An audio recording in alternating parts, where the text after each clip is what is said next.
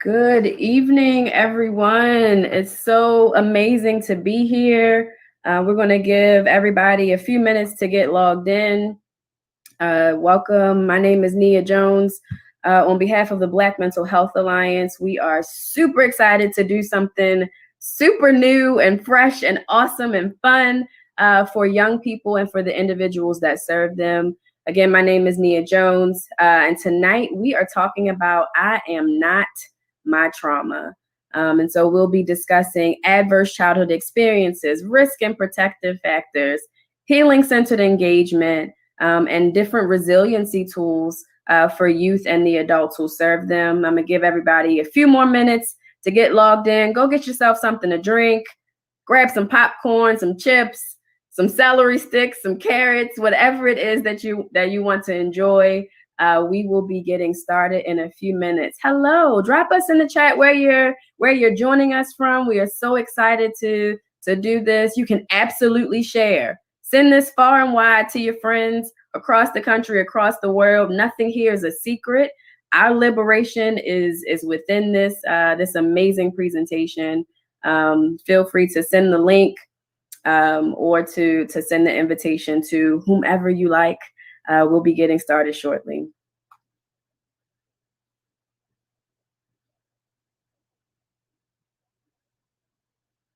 All right, we got Cleveland in the house. Towson, Maryland. Hey, neighbor. Everybody come on in and join. Hello from Atlanta. Thank you for joining us.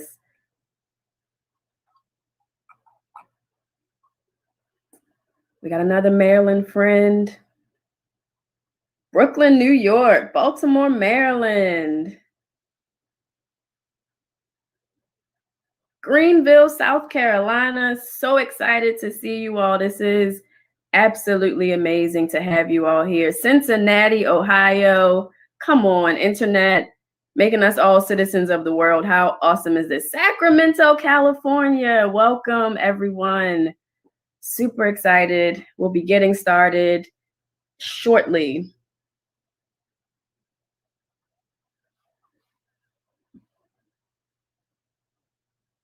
We got somebody from Toronto.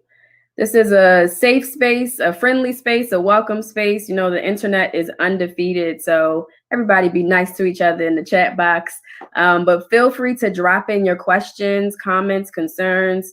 We are happy to answer your questions as they roll in. I have some amazing special guests who will be joining us tonight, and it's sure to be a good time. So it is 5:05. Folks are going to continue to roll in, and we're going to keep on rolling, stay on time. So again, my name is Nia Jones. Welcome on behalf of our executive director who will be joining us shortly, Ms. Andrea Brown. We are super excited to offer this event tonight called I Am Not My Trauma. And so often in our communities, we see that young people are like, well, I'm just crazy, or I'm just this way, or I can't really change how I am. And it's like, no, there's nothing wrong with you. There are some things that have happened to you. And so tonight we're going to begin to unpack those things that have happened, and to offer to adults who serve young people, especially young Black people, some different tips and key practices to be able to help those young people unpack. And so you'll see behind me, I didn't clean up my room. I forgot. Forgive this hustling therapist with all of her books in the background and all of her creativity. My bad. But I'm a real person, a real human, struggling on the struggle bus in these COVID times. But I want to start with a few affirming thoughts that will drive our conversation tonight. And that is, the basis of all knowledge is self-knowledge. Everyone in the Black community has a right to be well. Our healing is not just clinical, it is political. We must fall in love with what we can be, and being in love with that happy, whole person that you're eventually going to see on the other side. Anytime I see clients, I always ask them, yes, you have some trauma, but what would life look like without it? Let's talk about that. Whatever I or we believe I or we can achieve together, and we must begin to dream again. What's possible? It breaks my heart when I'm working with a young person and they're like, Miss Nia, I don't even know what it'll look like. What if I were to dream about something like that? I have no concept. Anything is possible. Let's think big. Let's dream big. And finally, I am more than just my trauma. And so tonight's event is inspired by one of my favorite researchers and creators and minds. His name is Dr. Sean Ginwright. It's also inspired by one of my favorite people, one of the principal consultants at the Black Mental Health Alliance, Mr. Richard Rowe. And so I've taken all of that information to be able to present to you all tonight on a very amazing topic. And so our first guest is Mr. Bobby Marvin Holmes. And just a little bit about him, he is a licensed master social worker and founder of Son of a Dream Services and Multimedia Resources. He is a dynamic and well-rounded professional and has a dual background in human services and media.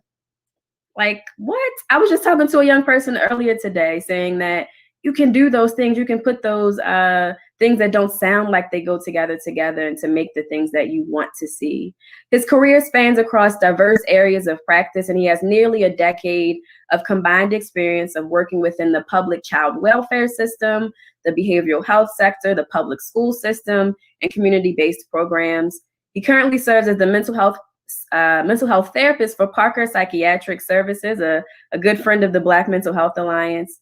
And in addition, he is the founder of, as I said, Son of a Dream Services and Multimedia Resources, an agency committed to the healthy development and success of children, youth, and families.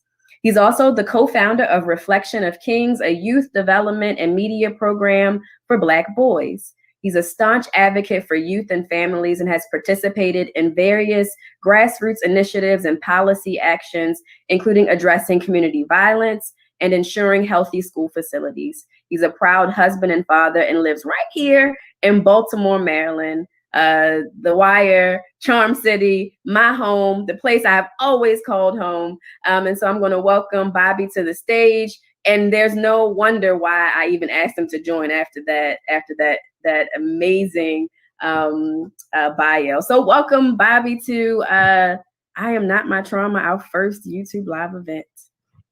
Thank you, Nia. Appreciate it. Thank you for the invitation. Look forward to building with the family this evening. Yeah, absolutely. And so I'm not sure. Is there anything that I didn't mention in your bio that you want the folks to know? Hey, I'm passionate about the work. That's enough, Absolutely. So we have folks from across the country right now in the chat. Virginia, Colorado, Toronto, Pennsylvania, and some folks here right in Baltimore. And so as we kind of jump into New Haven, Connecticut, just popped up. As we jump into this dialogue, I think that it's important that when we think about trauma, that we kind of examine the experiences of the individual. So you're a therapist and a whole bunch of other stuff, and so am I. And so I think we have a really interesting perspective. But in helping young people to understand that they're more than their trauma, it not only includes an examination of that experience of how and why whatever it is that happened, but kind of the totality of their experience. And so kind of in your conversations with young people and even in working with adults who serve young people, how would you start to have that conversation around examining the experience to understand that we are more than the trauma that happened to us? Well, I think, it is the basis of what we were taught in grad school, strength-based perspective, right? Honoring and valuing the lived experience of the people we serve, children and families we serve, and not looking at folks as if they're broken. Not getting caught up in our own arrogance as providers and thinking we're here to save folks, and look at it as through the lens of you're here to support someone. And recognizing first they have something to offer the world, that they are an asset, not a deficit. You know, folks like they're human beings and connecting with them where they are. I would say that's a critical step, that not just therapists one-on-one tend to get wrong sometimes, but I would say our profession have gotten wrong for quite some time. And then that the profession probably did more harm than good. If we're being honest, in terms of service delivery and what that looks like, and how we showed up in so many communities, particularly when you're looking at communities that have been underserved for years, Black and Brown communities, and how we showed up in their communities and probably inflict more harm. Yeah, absolutely. And, you know, sometimes I think about when we talk about our community specifically. So I grew up in East Baltimore. I still live in the same zip code that my parents moved me to when I was 7. For the first 6 years of my life, I was in West Baltimore. And people will always say, oh, it doesn't have what it needs. It's under-resourced. Let's write these grants. And I was like, are you sure? Like, you know, there was some amazing programs. Now, did it have all of what it needed? No, because I can remember very distinctly my mother going to a grocery store and buying a pack of chicken off of the shelf at a grocery store. The date said one thing, but when she got it open, that chicken was no good. And so did it have everything? No, but there was so many really great programs and experiences and people in the hoods of Baltimore, in the hoods of Philly that make these experiences for our young people. Is there some bad? Yes, but there's always this goodness that's also there that sometimes I think that people, especially in our profession, don't consider. And so I think about like Dapper Dan. He's one of my favorite examples when I talk about like understanding trauma and unpacking it. He talks about growing up in Harlem and being really poor, but not really understanding it. He was like, everybody around me was poor. And he was this really amazing mathematician and writer, but the only thing he could do was be a hustler. And now this hustler has taken fashion and rebranded it and repackaged it all the way to the point that now there's a Gucci in Harlem. And so imagine if somebody had really capitalized on those strengths and examined that experience. Like, how did you even get to the point where you could kind of count these large numbers in your head without the assistance of a calculator? And he writes in his book that somebody always inspired him to dream. And it came from his mother and his father and the people at church. And so examining those entire experiences, you're absolutely right that sometimes we can do some harm because we kind of put on that cape and try to fly in and save. So completely agree. Folks, you can feel free to drop your questions in the chat box. If you agree, give us an amen corner. I told Bobby earlier that I'm married to a preacher. I come from a long line of Baptist preachers, so an amen corner is always helpful. But I want to talk a little bit more about kind of like, we talk about these experiences, but let's kind of unpack those systems. So like when we talk about adverse childhood experiences, that's stuff at the top. Right. At the bottom, there are those adverse community environments and those systems that kind of caused the trauma and harm in the first place. And so we can't talk about the how and the why without discussing those larger experiences. What are your kind of thoughts around those root causes? Absolutely. And I'm definitely grateful for your question. And I believe right now, this is the conversation we should be having in our profession. Yeah. You know, you already know, Nia, as social workers, we can't afford to just look at the what. We have to look at the why, how things got this way. I remember, I want to say 2019, if I'm not mistaken, Baltimore City Council was trying to pass the trauma bill, trauma legislation in Baltimore City. And folks who don't know, this was a bill that will push to make city agencies, local agencies, and the general public at large more trauma informed and trauma response. And on surface, I thought it was a great idea, and it still is very much a great idea and very much needed. However, I wanted to deposit in the conversation that we have to look at this. We are decades late, excuse me, and $1 billion short in addressing this problem. Yeah. When we look at years of generations of trauma that these families, these communities have experienced. And then in 2019, in Baltimore City, we got the grand idea of, wow, we need to be more trauma responsive. And relatively, the word trauma is to extent new in a lot of spaces. And in the conversations we're definitely already been having in human services, we're having more conversations that education and various sectors are having now. But for decades, it's been happening. Yeah. If we look at Baltimore City, let's just focus on Baltimore City. That was the model for redlining, a model for segregation for other cities across our nation. We have books such as Not in My Neighborhood that outlines this. We have the Butterfly Effect, I believe, by Dr. Lawrence Brown. I may be messing up the title, that explains this. We also have The Color of Law, that book that also explains how segregated cities, hyper-segregated cities, were created in Baltimore City.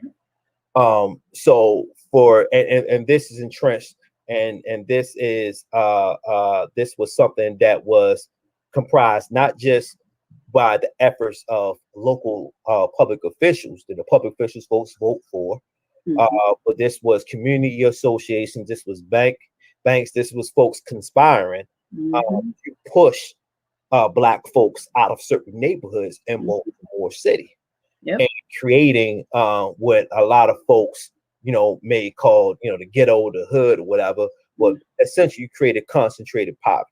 It was orchestrated in Baltimore City. When you talk about concentrated poverty, so when folks come with this pathologies and this deficit talk of why they like this, why don't they want more for themselves, why they allow their community to get that way. It's important to understand that these communities were designed to do exactly what they're doing now. This was concocted to do so, exactly what we're saying now. So when folks say, well, why the police must police these communities because that's where the crime is. No, that's where the poverty is. And that's the point that we've missed.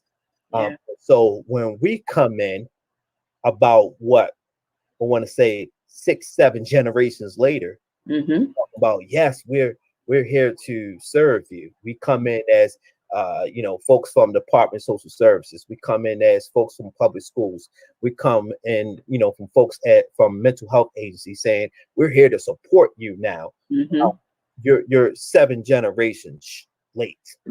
This is the same systems that are failing me as a 15-year-old Black boy in West Baltimore. Are the same systems that failed my mother and my father. Same systems that failed my grandparents, same systems that failed my great-grandparents and great-great-grandparents. Historically underserved. So when we come in with our brand new MSW degree and our brand new license saying, yeah, we here to save you now, you're late and you're ill-informed. Problem. And we, and talk about systems orchestrated the suffering and the harm. And we must look at it like that, like we're taught in grad school, the macro, the meso, and the micro, and the person in the environment. We have to look at that, the person and the environment. So the trauma you experience, the fear you experience, the anger you experience is inflicted on by something else. There's an antecedent to your emotions, to what you're feeling. You didn't just come out your mother's womb. Rodney didn't come out his mother's womb, you know, angry and frustrated and disenchanted. You know, that was cultivated. That fear and that trauma was cultivated being in these conditions, being in these communities. So it's important for us to understand that before we even step foot in the communities, to try to act like we're offering support. We have to understand what has been done. And once we understand what has been done, like I said, generations of trauma inflicted on this family and this community, and it was designed to be this way, then we begin to understand, okay, well, this is why there's a lack of resources. This is why there's a lack of funding. When we look at across the board, our systems, Nia, you know, it's been a long-standing lawsuit in the state of Maryland about the lack of funding for historically Black colleges and universities in Maryland. There are now laws being looked at by the Maryland State Legislature, looking at the inadequate funding. The inadequate funding was also looked at by Baltimore, as far as the school systems as well, and that Baltimore City public schools are woefully underfunded. So if we spent decades ensuring, not by lapse of memory, ensuring that these communities have lack of resources, then generations later we are surprised at the end result. There's no need to be surprised at the end results. My family, my father, my uncles have all been impacted by mass incarceration. You know, it was designed to say, okay, we're going to create poor communities. Then with lack of opportunity, frustration, and lack of resources, and desperation, when you go to the crime, we're going to say, okay, we set up a system to now police you. And we have to look at that here in Baltimore City, where you had, for I'll say past 6 years or so, averaging over 300 homicides a year. Look how many, particularly Black men being disproportionately impacted by it. Look at also the rate of incarceration within our communities. In 2015, it was the Justice Policy Institute that released a report showing where the zip codes in the state of Maryland that has the highest concentration of folks who are currently serving time in prison. And I'll say about 2 or 3 of those zip codes were in Baltimore City. The highest zip codes were in Baltimore City. So if you looked at, we did a hell of a job in investing in the destruction of Black folks, particularly Black men and boys. And we did a hell of a job in making sure they're incarcerated, and then look at how much did we invest in public health, how much did we invest in education. There's no reason to wonder why we have what we have. It's not by accident, and it's not Baltimore City just an anomaly, and we're just weirdos.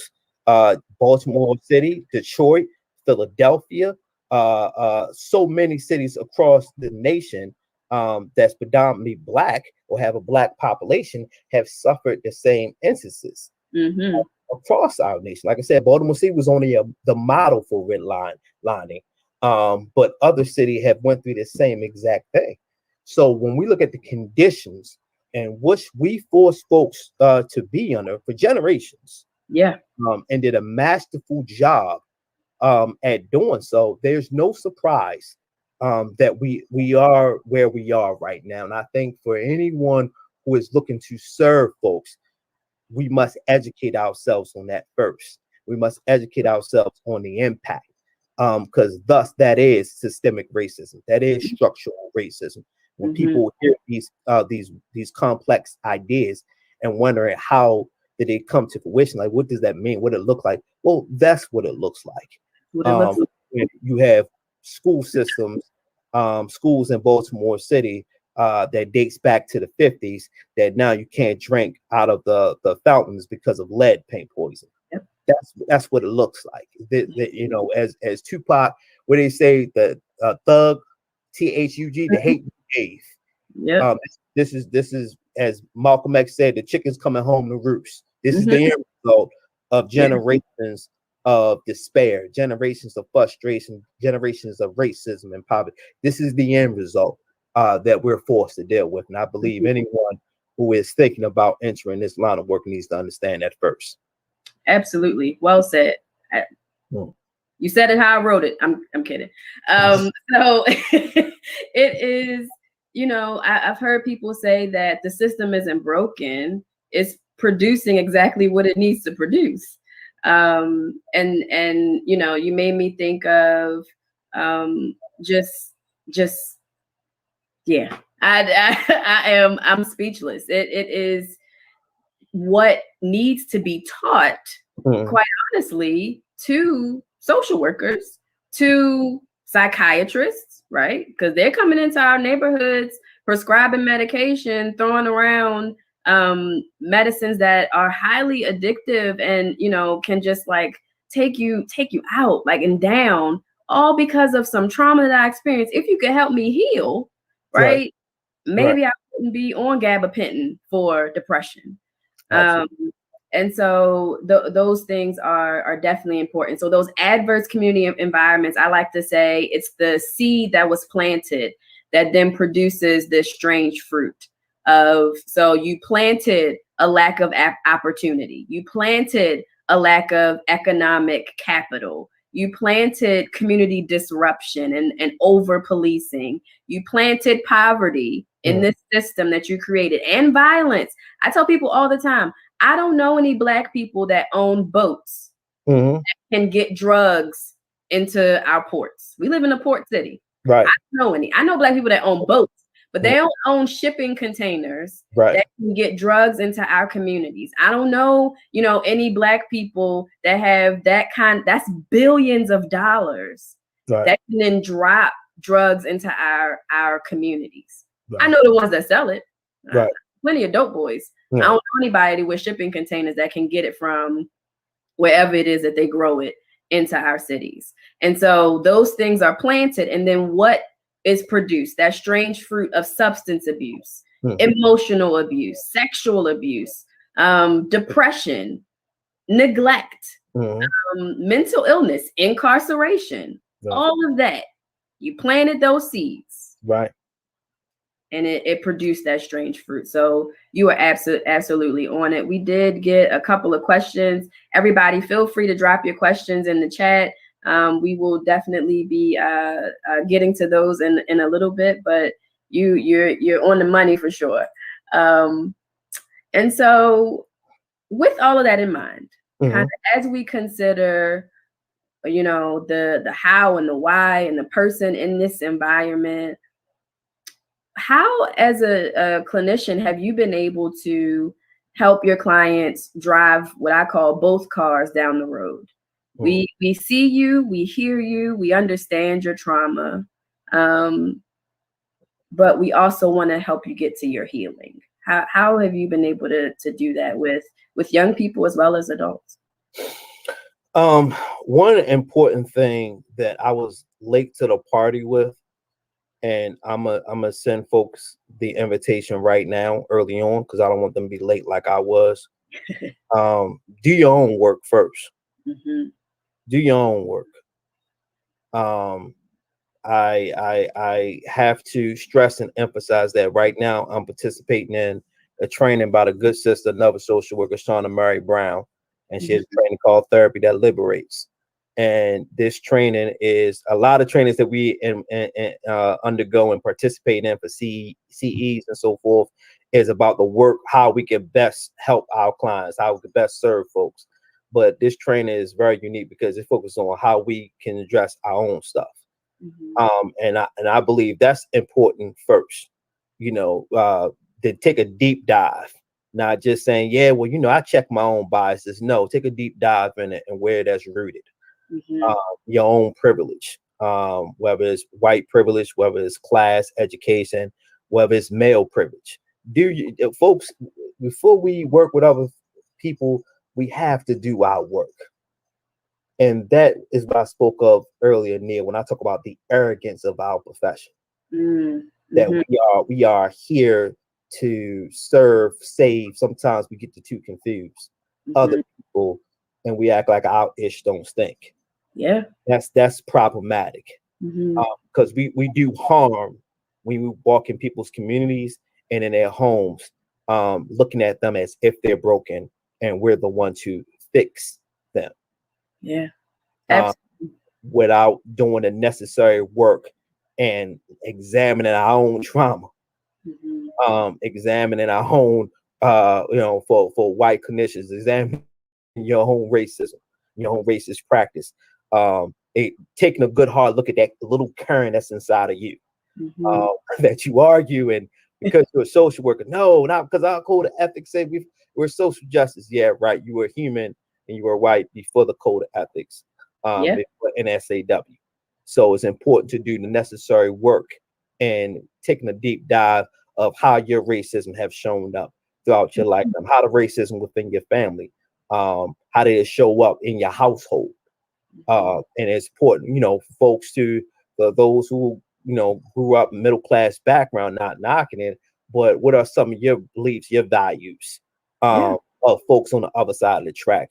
You from Baltimore near, on how folks in Baltimore County look at folks in Baltimore City, and what happens when you walk in with your ideas of how the world should be versus the ideas of what really is, and calling yourself helping people, and you're actually doing harm, because at that point you're attacking that person for who they are and where they are based on your own privilege. So I say first and foremost, do your own work. Get your own therapist. Every good therapist has a good therapist. So can the church say amen? Amen. Do your own work first. Before you go out and say, I'm going to save people, make sure you save yourself first. Absolutely. Save yourself from the world. Because you walking in with the Superman cape on, and you could be the villain the whole time. Or doing the villain's work. Because you're representing this agency, so you're doing their bidding, as if you're a minion. So I would say first, do your own work, and then after you've done your own work, and really that's a journey. That's not all right. Come April 15th, I'm going to be done. That's a journey. You're always working on yourself. I'm working on myself. I never walk in a space thinking I got it because he a black male and I'm a black male, so it's all going to work out. No, that it's not. It's not. I have to continue to do my work and not thinking that I got it together because he's a young black male like I am, and not paying attention to my own biases, not doing my work with checking my own phobias, transphobia, homophobia. If you're not doing your work, you're going to cause harm. And I think that's the part we often miss. Toxic masculinity. If we're not doing our own work, we're no good to the people we claim to serve. Yeah, absolutely. I tell my clients all the time, I have a therapist. I see her on Thursdays at 12 noon. If you're looking for me, don't, because I'm not available. We can talk at 1, we can talk at 11, but during the time I gotta take care of it. And so then they find it hilarious. And then some are actually surprised by it. And I'm like, y'all think I sit here and listen to your stuff all week long, and that I don't need anybody to take care of me too. But as a Black woman, you talked about like that toxic masculinity and all of that. Sometimes we have to check it as well, right? We got to check the fact that I was trying at one point to be everything to everybody. And that doesn't help the young people when they come to me, and I got, I have a stacked day and they're like, well, I just wanted Miss Nia to listen to me. But I was too unavailable. And so being able to take care of yourself is important, and to do your work. Do your work for sure. But there is a special guest waiting in our green room that I want to bring on really quickly, because I just do. And she told me not to, but I'm breaking the rules. So our amazing executive director, the reason that we are all here, and we're going to jump right back in. If you have questions, drop them in the chat. But really the reason that we're here today and being able to have this really out of the box experience is Miss Andrea Brown, who sets the vision for the Black Mental Health Alliance. So Andrea, I'm going to bring you on. I know I break a lot of rules. It's fine. You do. We're gonna have to work on that. So, but so let me just say, first of all, thank you for the grace to be late. But I got notes already. Can you see them? I got notes, and you know, not the little Karen in me, and I'm just you were talking about redline, and I'm like, you were talking about Malcolm. Look, I got my Malcolm shirt on. I don't know if anybody can see, but, and I'm not about to apologize for that. But in all honesty, first of all, thank you so much for being with us. Thank you for speaking truth, right, to us.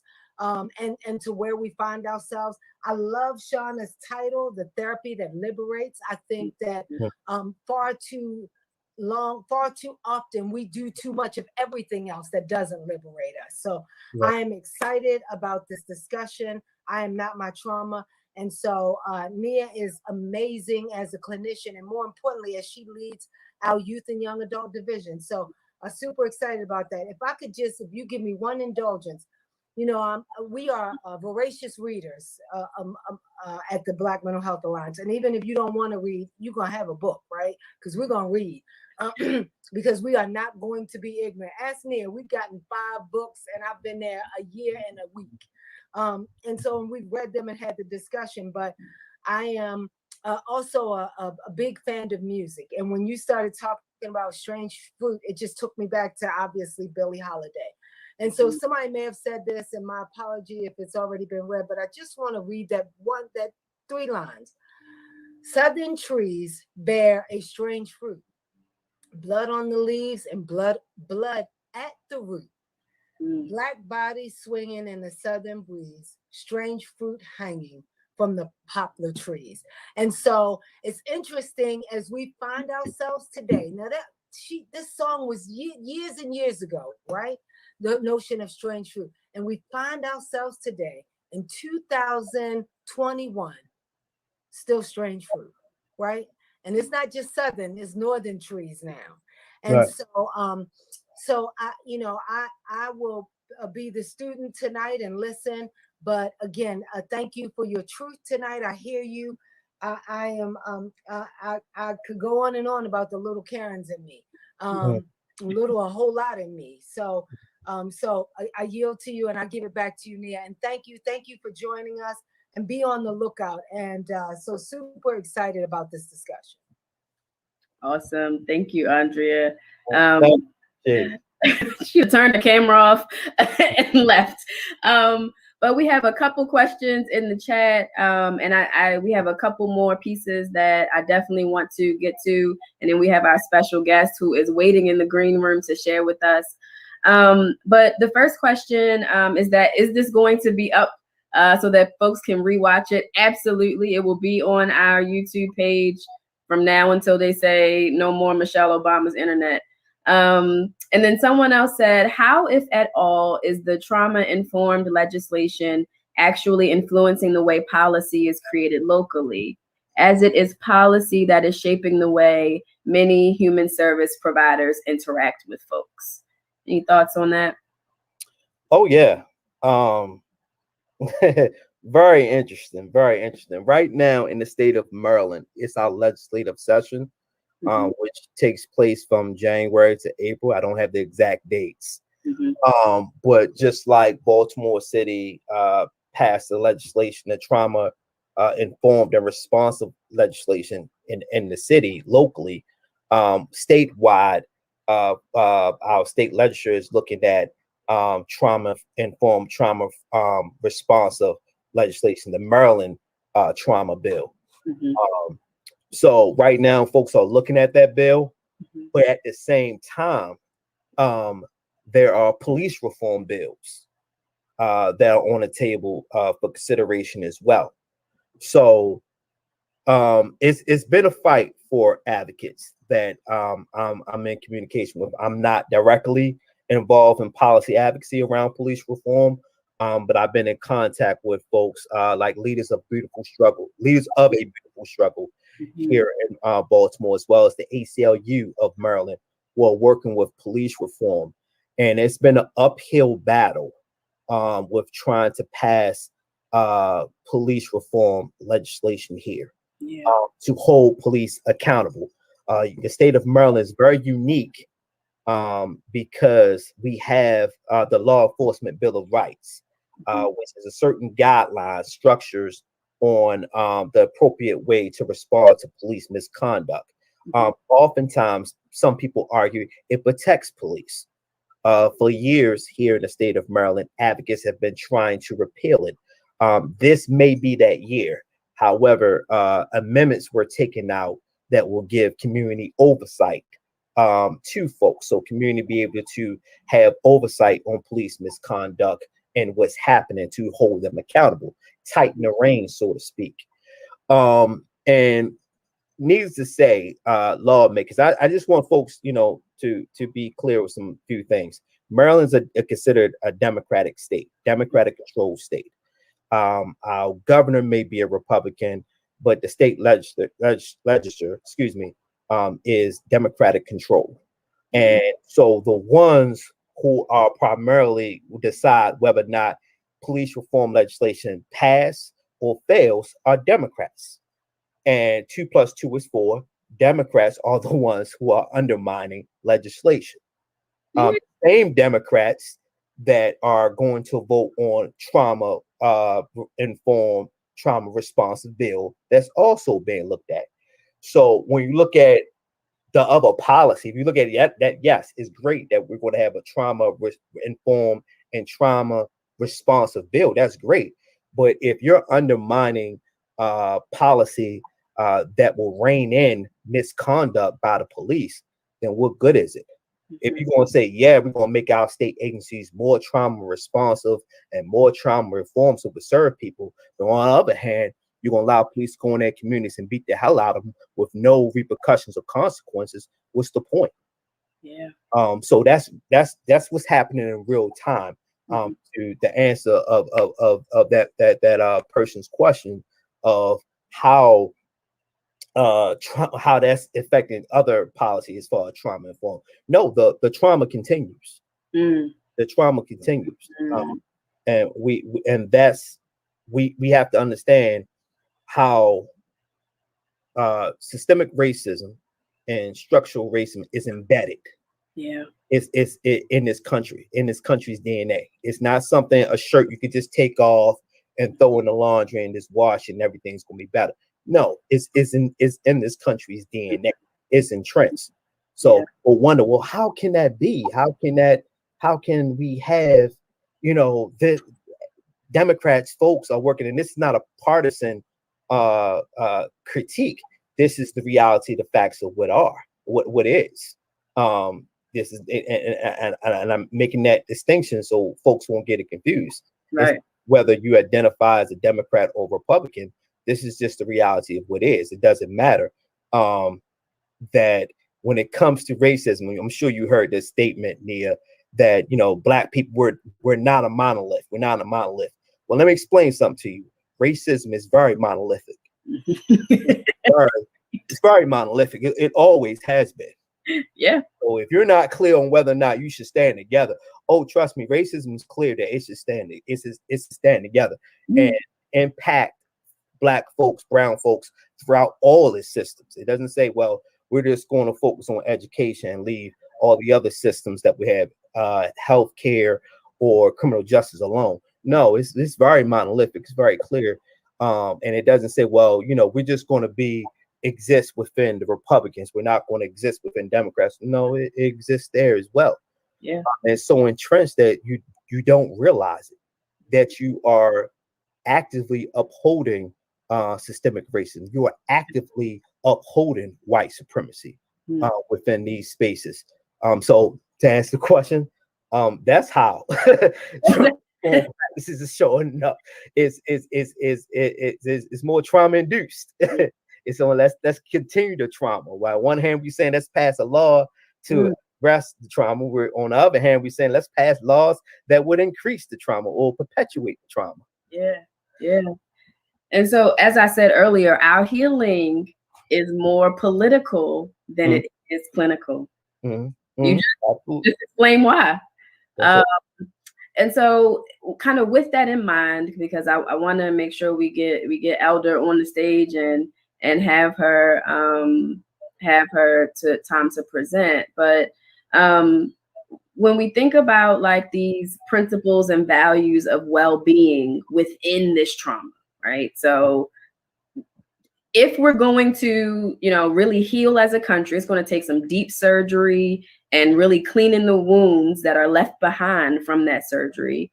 We still got to, again, drive both cars down the street, get individuals to live within this place of hope when things look hopeless, to imagine, to trust, to have aspirations in the midst of this darkness.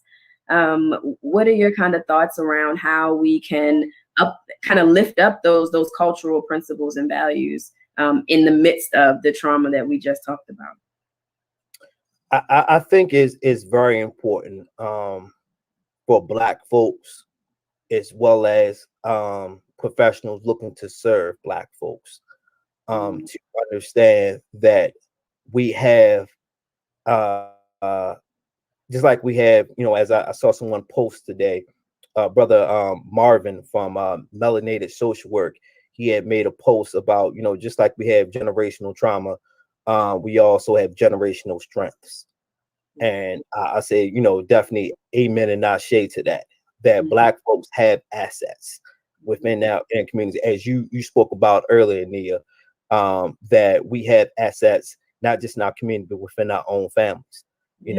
Our grandmothers who have cared for us and who have healed us, spirituality that is always have a place in our community.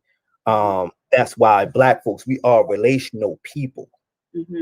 So if a white clinician or other, or another clinician of color come in to serve our community, we have to understand building a relationship with us is critical to your work. Yeah, it's critical. Yep. That's what we respond to, relationships. That's why, we don't let anybody just come up in our house, because we're allowing ourselves to be vulnerable with you. And if you don't do your due diligence with establishing a relationship, Black folks are going to shut off. I'm in and out of homes and been in and out of homes for years now. If I lack the ability to engage and establish a healthy relationship with the families I say I'm serving, I already lost. I could discount anything else. Because it's irrelevant, because I didn't take that time out to connect.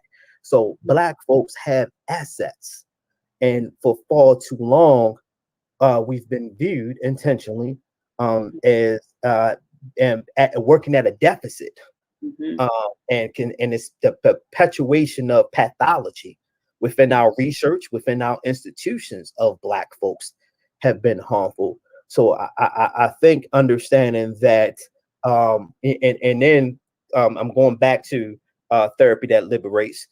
When you talk about rooted village cultivation, right? So I look at it as a Black belt clinician. It's not enough for me to just say, okay, I'm gonna go do my 45-minute therapy session. You take it easy, young brother. But it's important for me to be aware of the community I serve in Baltimore City. It's important for me to have relationships and know who's doing what. What are some other ways that I could best support the young brother I'm trying to hold space for? So if he's into music, for instance, it's important for me to know and connect them, or at least encourage and giving space for his creative expression. Because I had a young brother who did not process his grief and share his grief with other people because he felt uncomfortable. But Nia put on that beat, and that young brother talked about his 14-year-old friend that was shot and killed last year. He had that creative space to do so, and understanding that was the language he spoke in. So I had to understand that and encourage that he's not going to just come out and just sit down and say, yeah, this is what happened. But you put on that beat and give some cadence to it and give that space for him to be creative, he will share and what is it that is alienating him or bothering him. So really, to use a cliche, thinking out the box and understanding the assets that the Black community already have within their family and using them in terms of support. Whether we talking about grandma, whether we talking about Uncle Rodney, whoever it may be, and pulling folks in. You know, I would tell mom, like, that's your key right there. You need to pull Uncle Nook in because he responds to him. You know, that's just real. He going to respond to him differently than he would to you. Use that as your tool to communicate with him, because Nook explains it differently than mom can. So understanding that Black people have value. Never mind that Uncle Nook probably got a pass. He probably been locked up. He probably, you know, did his dirt on the streets. Understanding that Uncle Nook has something to offer too. Because that your one you say you serving, he listens to him. He doesn't listen to you. He has a relationship with Uncle Nook. And it's important for you to understand that and see that as an asset, not a deficit. And I would say us starting there, realizing that Black folks have strengths and respect those strengths, as Dr. Robert Hill, the sociologist, has talked about in his work, the strengths of the Black families. Understand that Black people are assets to their community. Black men, Black boys, Black women are assets to their community. I would say that's a good step in the right direction. Absolutely. And it's a great way for us to segue into welcoming our next guest, who is an asset to our community. Young Elder is a member of the Mayor's Trauma-Informed Care Task Force. She is an OG from the Healing Youth Alliance and has been doing some incredible work here in Baltimore and makes music too. And so I'm going to welcome Young Elder to the stage, and let's keep rocking and rolling. Hey, hi everybody. How you doing? I'm doing good. I'm happy to be here. I'm so happy you're here. So Elder, tell us about your work, your story, how you even got to being on the Mayor's Trauma-Informed Care Task Force. I was going to show the video, but it's better because we have you here live and in living color. So tell us a little bit about that and the work that you do. Okay, great. So like she said, my name is Young Elder. I'm 19 years old. I'm a freshman at Coppin State University, and I'm also an ambassador, part of Healing Youth Alliance. I'm a youth leader, part of Heart Smiles, and I work with the Trauma-Informed Care Task Force. And honestly, like, these things wouldn't have happened if it wasn't for the traumatic experiences that I experienced growing up in Baltimore firsthand, and just trying to understand how to heal, understand how to cope, and understand how to move forward. It took a lot. I went through a lot of therapists.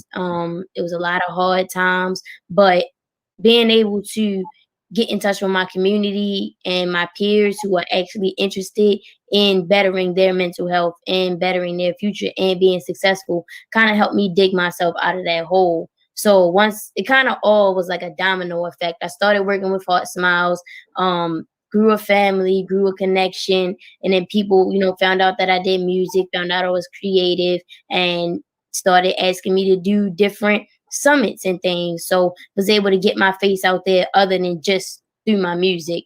So once people saw that I really do care about mental health and I do care about pushing the youth, then I was on the Healing Youth Alliance. So once I got on there, then other people saw, you know, more of me and my team doing work towards bettering mental health. And that's how I got asked to be on the Trauma-Informed Care Task Force. Nice. And so in all of that work, what have you kind of learned about yourself from all the work that you've done?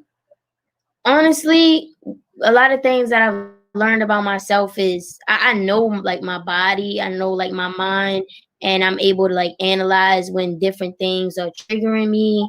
Because before I even started working with mental health, we all have our moments, but I didn't understand like certain moments aren't just moments, but they're actually triggers.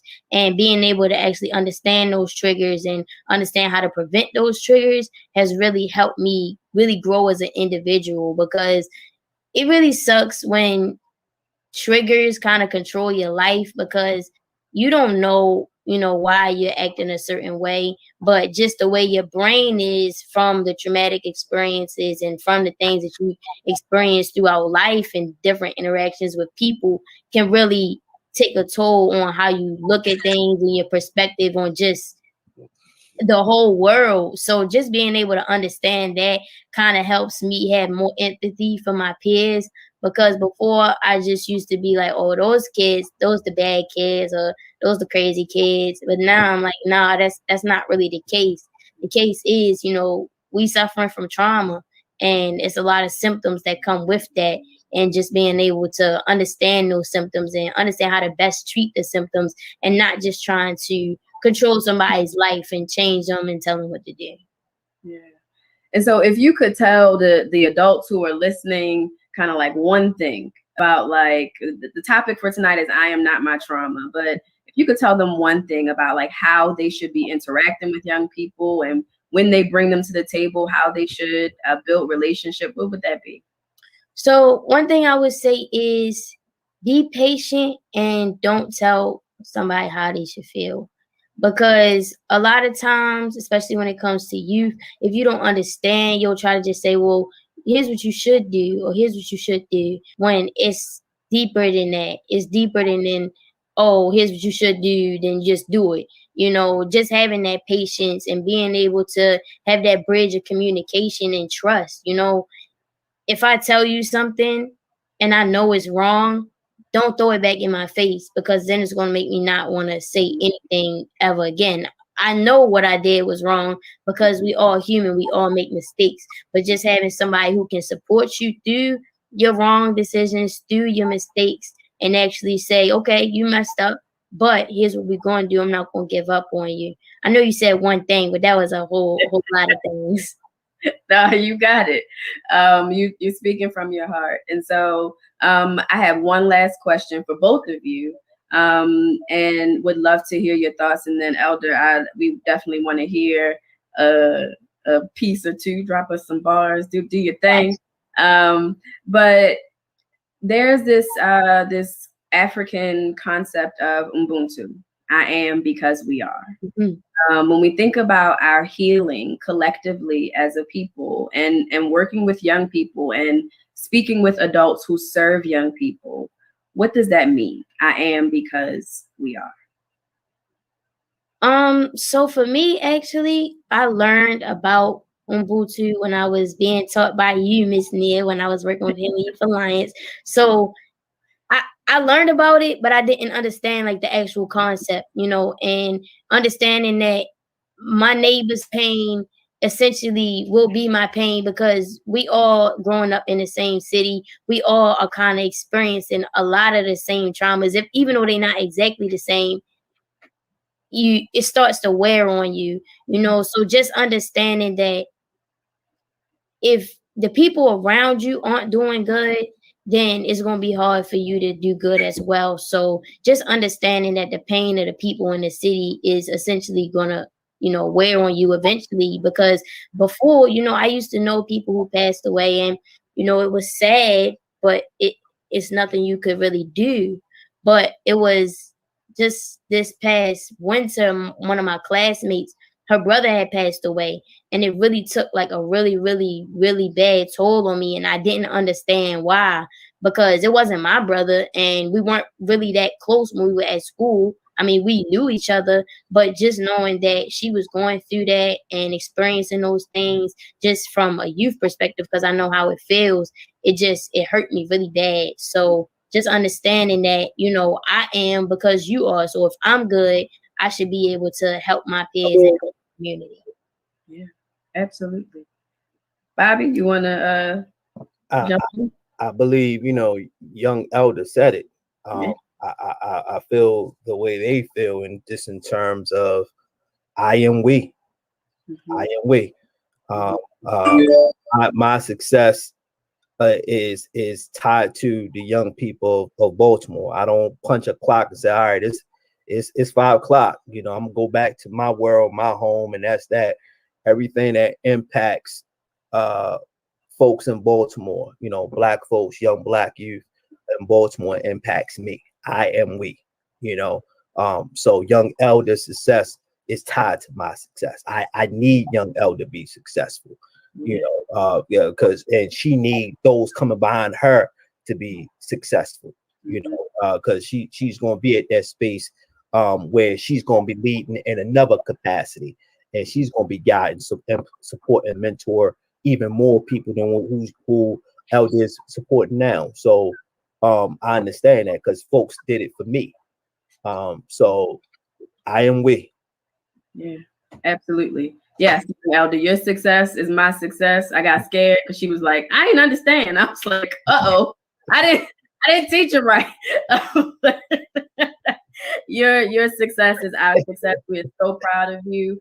And so I'm going to turn it over to you. You can introduce your song and perform. We'd like to have two, if that's on your heart. But I'm going to give you the screen and we're going to get out your way. Okay, I got you. All right, I'm about to perform a song called I'm Trying, and I hope y'all like it.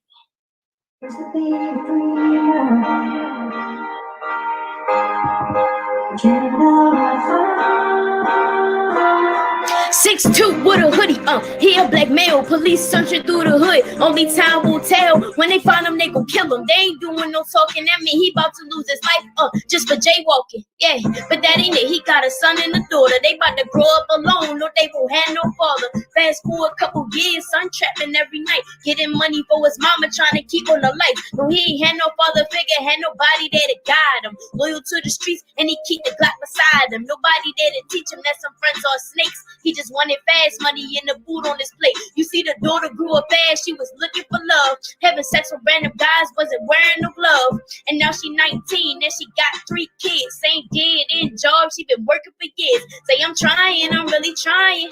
Somebody get the tissue cause his mama crying, cause she turned on the news and her baby dying. Can we put down the guns? Can we stop the violence? Yeah, I said, I'm trying, I'm really trying. Somebody get the tissue cause his mama crying, cause she turned on the news and her baby dying. Can we put down the guns? Can we stop the violence? Yeah. How I'm doing? I'm not doing well, cause I'm living in a system where we set up to fail. See, statistically, I'm supposed to be dead or in jail, but I took a different route and told them I'm gonna prevail. See, I come from a city you can't go out after dark. Yeah, it's murder after murder, and I don't know where to start. And something has to change, cause it's breaking my heart. Yeah, I'm looking for the piece of city falling apart. I say these babies killing babies. I'm like, how did we come to this? Then we post it on the gram, and somehow we numb to this. And something has to change, cause I've had enough of this, and we killing our own people, and now we can't run from it. Thank you. All right, so since Miss Leah asked for 2, I'm gonna do a second one for y'all as well. So give me 1 second. Let me pull it up.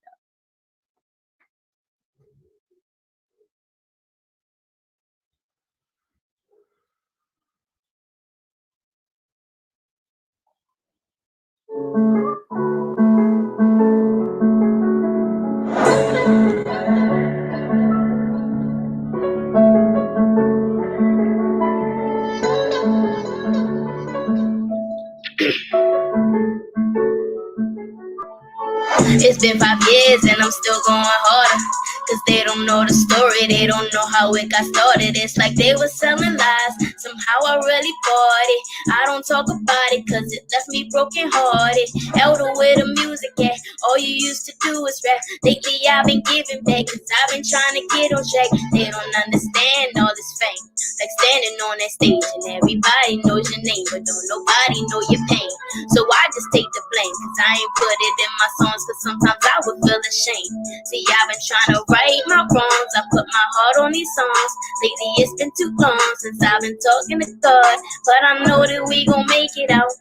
We gon' make it out. I know that we gon' make it out, and I ain't never had a doubt. I know that we gon' make it out.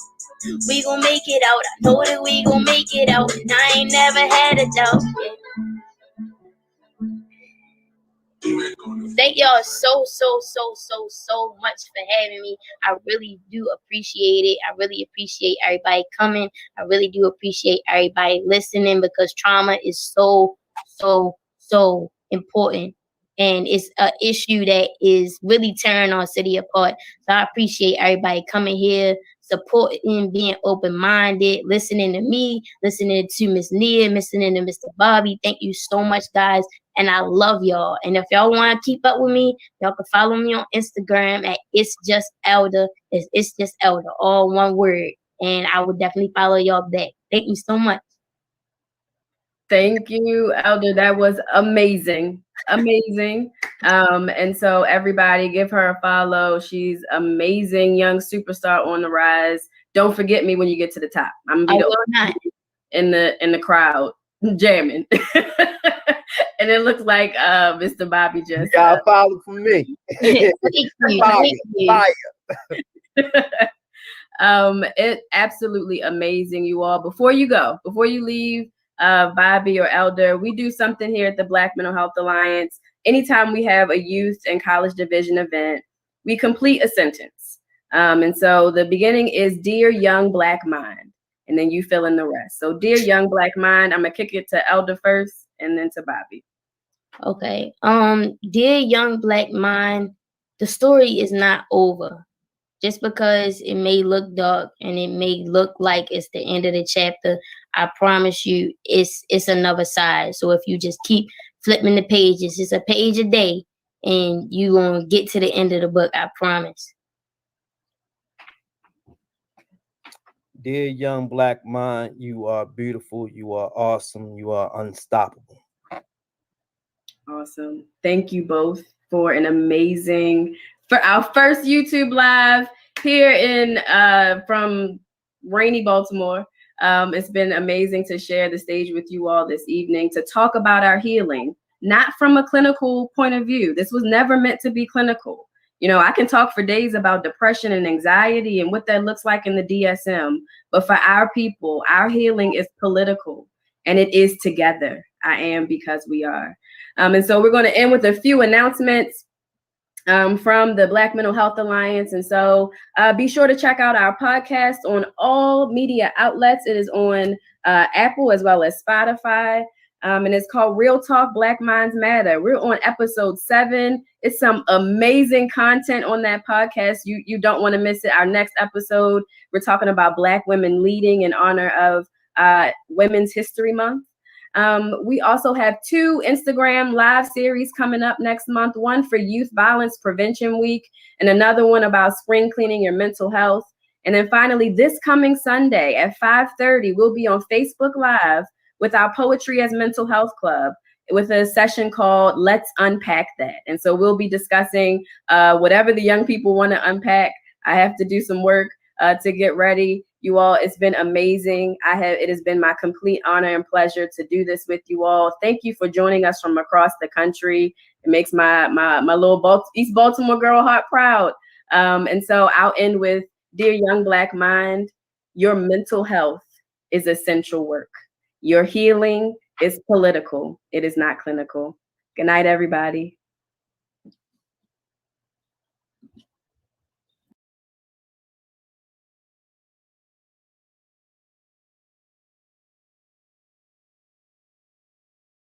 Assisting him on live programs. And I want to share with you here some of my ideas, experiences, anything that has been working for me and will hopefully help you out as well.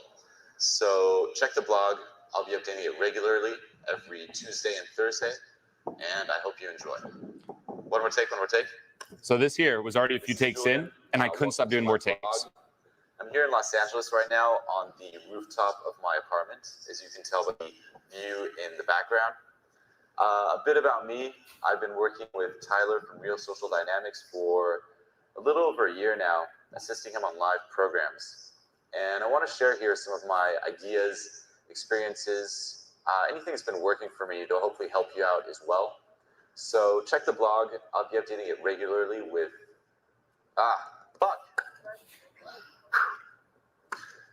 This is Julian. Welcome to my blog. This was an hour. I'm here in Los Angeles right and now, I didn't get it. The rooftop of my This is Julian. Welcome to my blog. I'm here in Los Angeles right now on the rooftop of my apartment, as you can tell by the view in the background. A bit about me. I've been working with Tyler from Real Social Dynamics for a little over a year now, assisting him on live programs. And I want to use this blog to share some of my ideas, experiences, anything that's been working for me that will hopefully help you out as well. So check the blog. I'll be updating it regularly every Tuesday and Thursday, and I hope you enjoy. One last take. This is Julian. Welcome to my blog. I'm here in Los Angeles right now on the rooftop of my apartment. Now, the one thing I did have, and we're going to get to this, but you can see it here is, I don't care how much I'll suck or how awkward it will get, I will keep going and going and going and going until I eventually get it. This here, it's like an hour of mess up. Most people are like, oh, I can't. For me, it's like, I will just keep on going. I will go an hour of awkwardness trying to get this. I'll be updating it regularly every Tuesdays and Thursday, and I hope you enjoy. One last take. I'll skip it, but that was literally the whole thing, okay? Then I traveled around. You might have seen me talk about this a bit in a live that I did. So tried on the rooftop, and then I'm like, okay, time to do an actual vlog.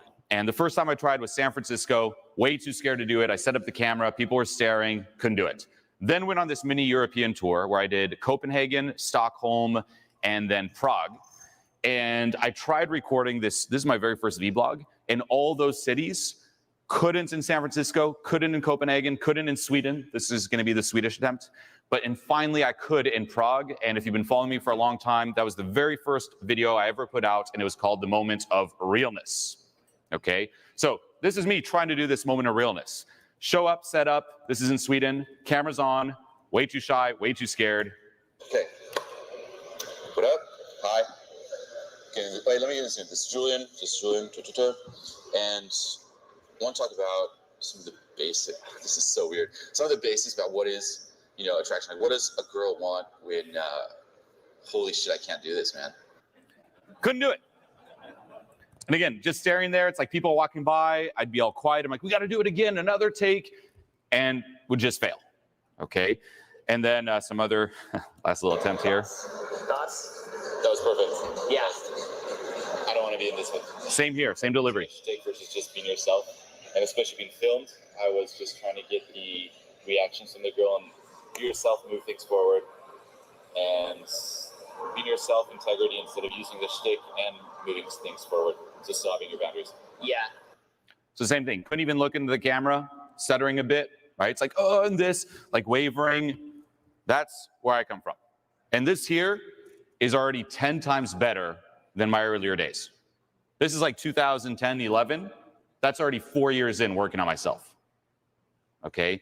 Not to put a negative label, I wasn't the most hard case person I've seen, but I was definitely a hard case newbie. But I did have some things going for me that allowed me to move up and surpass people who were even a bit ahead of me when I first started. Okay? So, there we go for the clips, and I hope you a little clap for at least those. Now,